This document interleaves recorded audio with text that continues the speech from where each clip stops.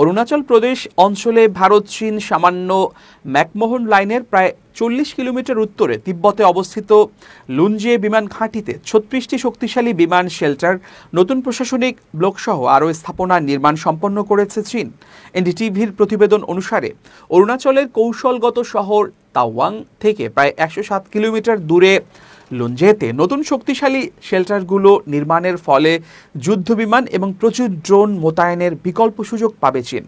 ভারতীয় বিমান বাহিনীর প্রাক্তন প্রধান air chief marshal BS Dhanoa অবসরপ্রাপ্ত এনডিটিভিকে বলেছেন, লুনজেতে 36টি শক্তিশালী বিমান শেল্টার নির্মাণ স্পষ্টভাবে ইঙ্গিত দেয় যে পরবর্তী ঘটনার সময় তাদের সেনাবাহিনীর সমর্থনে পরিচালিত কৌশলগত যোদ্ধা এবং আক্রমণাত্মক হেলিকপ্টারগুলো লুনজেতে ঘাঁটিবদ্ধ থাকবে। তিনি বলেন, এই এলাকার ভূগর্ভস্থ চ্যানেলগুলোতে গোলাবারুদ এবং জ্বালানি ইতোমধ্যেই প্রস্তুত করা হয়েছে।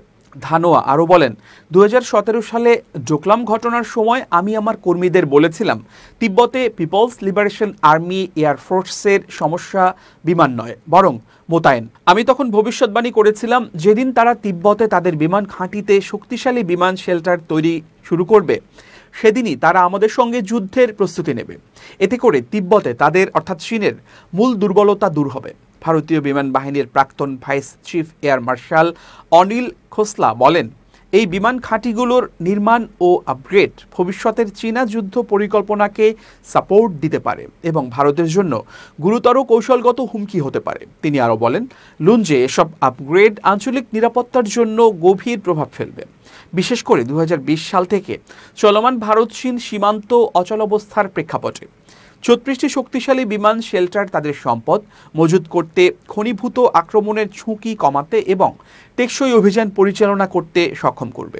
এয়ার মার্শাল খোসলা বলেন, এই শক্তিশালী শেল্টারগুলো নির্ভুলভাবে পরিচালিত যুদ্ধাস্ত্রগুলোকে ভারতীয় বিমান হামলা বা ক্ষেপণাস্ত্র হামলা থেকে রক্ষা করে। এর ফলে সংঘাতের শুরুতে ঘাঁটিটি ধ্বংস করা অনেক বেশি চ্যালেঞ্জিং হয়ে উঠবে।